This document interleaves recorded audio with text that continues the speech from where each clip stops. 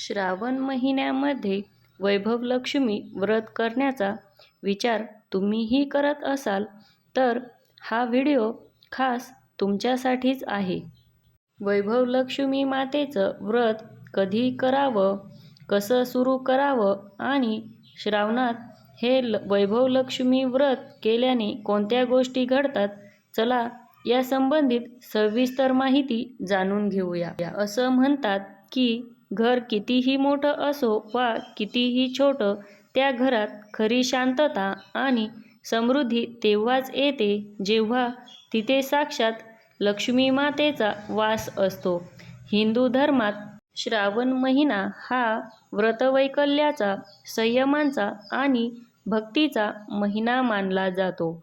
श्रावणात केलेले जप, तप, दान, उपवास आणि पूजनाचे कित्येक पटीने जास्त पुण्य मिळते असं सांगितलं जातं. श्रावणात श्रावणी सोमवार, मंगळागौर, एकादशी आणि नागपंचमी सोबतच वैभवलक्ष्मी व्रत करण्याचे अनन्यसाधारण महत्त्व आहे. धार्मिक मान्यतेनुसार श्रावण महिना हा भगवान शिव, माता पार्वती आणि भगवान श्रीहरी विष्णू यांच्यासोबतच देवी लक्ष्मी मातेची उपासनेसाठी अत्यंत पवित्र मानला जातो. माता लक्ष्मी ही धन, वैभव, सुख, समृद्धी आणि ऐश्वर्याची अधिष्ठात्री देवी आहे. वैभवलक्ष्मी व्रत केल्याने घरातील आर्थिक अडचणी कमी होतात, सुख, शांती नांदते आणि कौटुंबिक ऐक्य टिकून राहतं.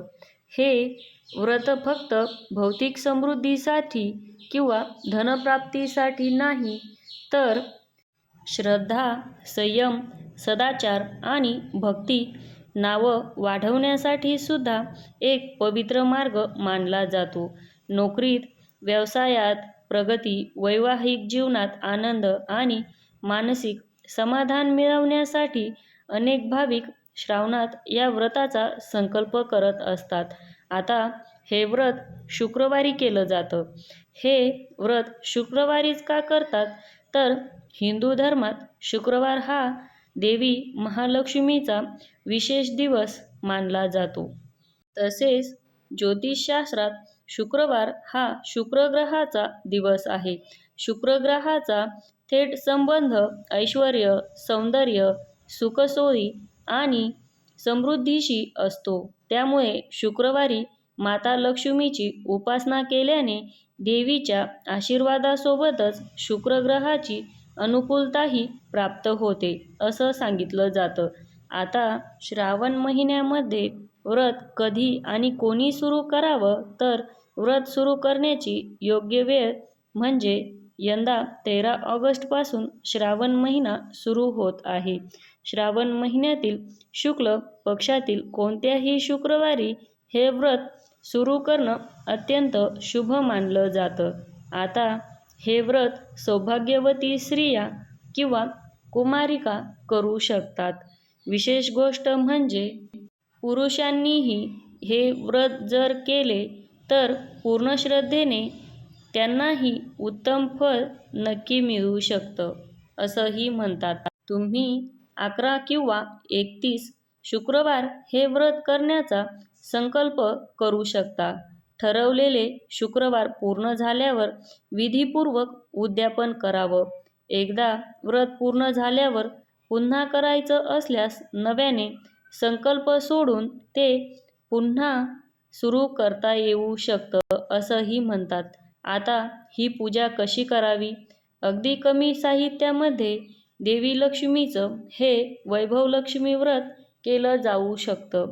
आता आपण पाहूया पूजेची अत्यंत सोपी आणि शास्त्रोक्त मांडणी. पूजेला बसताना आपले तोंड पूर्वेकडे करून पाट किंवा चौरंग मांडावा.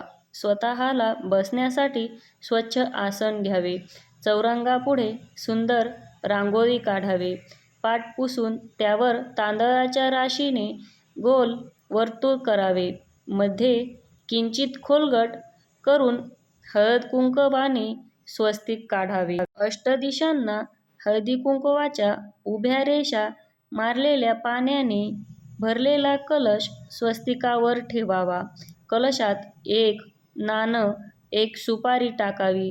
कळशावर एक वाटी ठेवावी. त्यात तांदूळ टाकावे. त्या वाटीत चांदीचे नाणं, सोन्याचे नाणे किंवा 1 रुपयाचं नाणं ठेवावं. कळशाला टेकवूनच तांब्याचे श्रीयंत्र किंवा त्याची फ्रेम ठेवावी. तसेच अष्टलक्ष्मीच्या 8ही रूपाचा फोटो असेल तर तोही ठेवावा. त्याचसोबत त्यांना नमस्कार करून कळशाच्या डाव्या बाजूला आणि उजव्या बाजूला शंख ठेवावा. चौरंगावर उजव्या बाजूला थोडे तांदूळ ठेवून त्यावर गणपती म्हणून एक सुपारी ठेवावी. सुपारीच्या डाव्या बाजूला 2 देठांची विड्याची पानं ठेवून त्यावर नाणं आणि सुपारी असा विडा ठेवावा. श्रीयंत्राला वंदन असो असं म्हणून नमस्कार करावा आणि त्यानंतर लक्ष्मी स्तवनाचा पाठ करावा.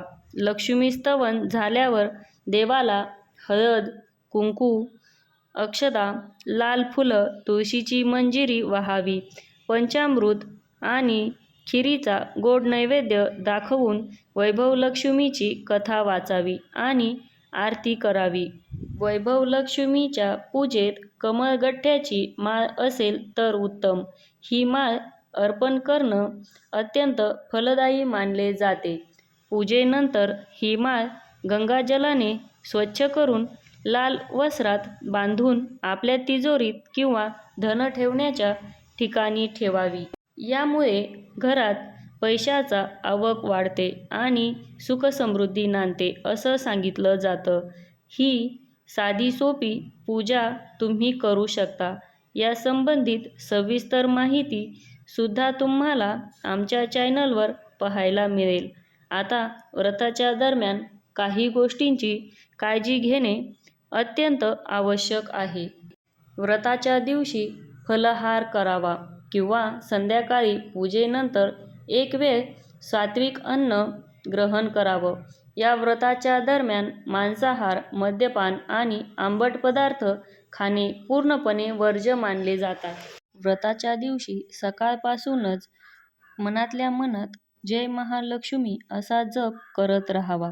एखाद्या शुक्रवारी उपवासाची, प्रवासाची अडचण असो किंवा मासिक धर्म किंवा घरात सुतक आलं तर तो शुक्रवार सोडून द्यावा. पण त्या दिवशी उपवास करावा आणि तो मोजू नये.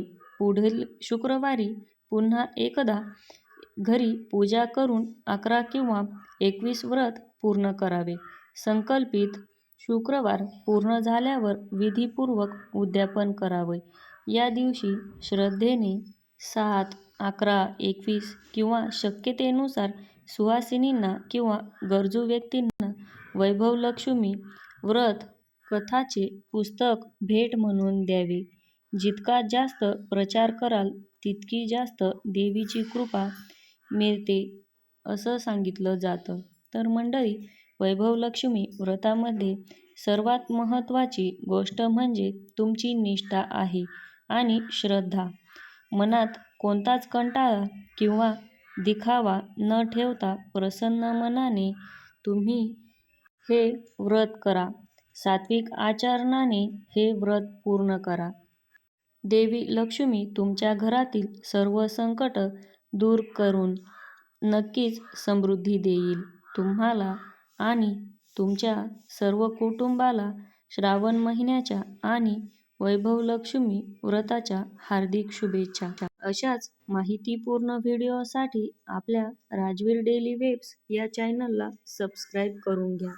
श्रावण महिन्यात येणाऱ्या नागपंचमी या सणाबद्दलची माहितीचा व्हिडिओ तुम्हाला आपल्या चॅनलवर बघायला मिळेल.